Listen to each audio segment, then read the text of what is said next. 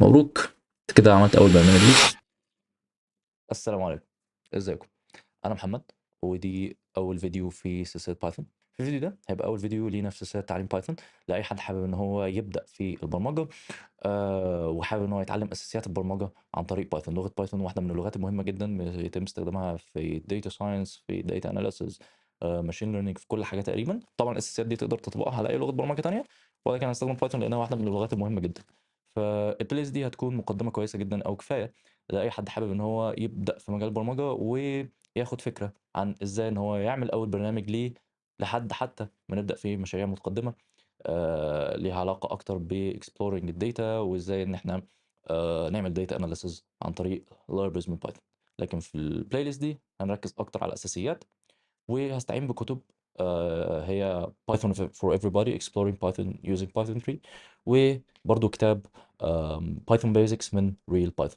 أتمنى يكون الفيديو سهل وبسيط عليكم، وأتمنى تكون البلاي ليست مفيدة، ويلا بينا نبدأ الفيديو. اوكي يلا نبدأ. احنا اول حاجه هنحتاجها قبل ما نبدا ان احنا نعمل حاجتين او ننزل حاجتين. اول حاجه ننزل لغه بايثون لو احنا اوريدي مش منزلينها، او بايثون انتربريتر، يعني هنفهم كلمه انتربريتر ايه هي بعدين. وان احنا ننزل فيجوال ستوديو او اي تكست اديتور او كود اديتور مخصص للبرمجه. انت ممكن عادي تكتب الكود عادي خالص على نوت باد او اي حاجه وتعمله سيف، وبعد كده تعمل ران ليه بعدين بقى وتعمله كومبايل. حلو. ولكن طبعا هيبقى اسهل لك كتير ان انت تستخدم كود اديتور. انا في الحاله دي هستخدم فيجوال ستوديو كود. هو بيبقى اسهل حاجه في التعامل وليه اكستنشنز كتير، واضافات ممكن تستخدمها ان انت تسهل عمليه الكودينج يعني. وبعدين ممكن طبعا تنتجريت فيه اي اي زي كوبايلوت مثلا. استخدم مثلا كوبايلوت بيساعدني جدا في كتابه الكود. فهنحتاج فيجوال ستوديو كود، وهنحتاج ان احنا ننزل بايثون. هنحتاج الاثنين دول ليه؟ عامه البرمجه او لغات البرمجه بتحتاج طبعا كومبايلر، لان هو هيترجم الكود اللي احنا هنكتبه ده بلغه برمجه معينه لماشين لانجوج. الماشين لانجوج هي ايه؟ هي عباره عن، طبعا انتوا عارفين ان الكمبيوترز بتشتغل عن طريق ماشين لانجوج اللي هي زيروز وانز عادي خالص. الماشين لانجوج هي اللي بتخلي البروسيسور يتفاعل بشكل معين عشان يعمل لنا التاسك اللي احنا عايزينها اللي احنا كتبناها في الكود. حلو، ده الكومبايلر.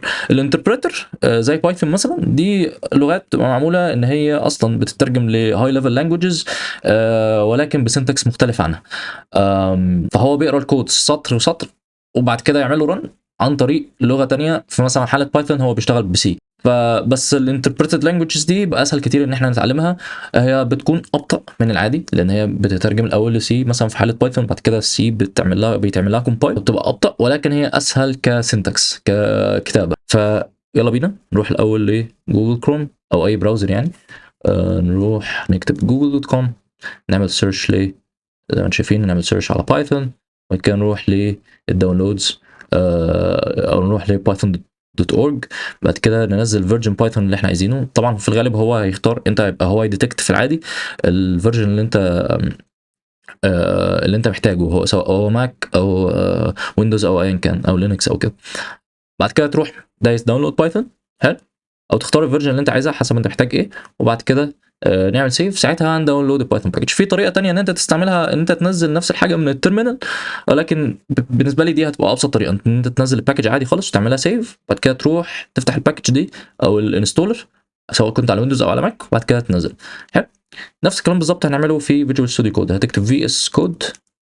حلو.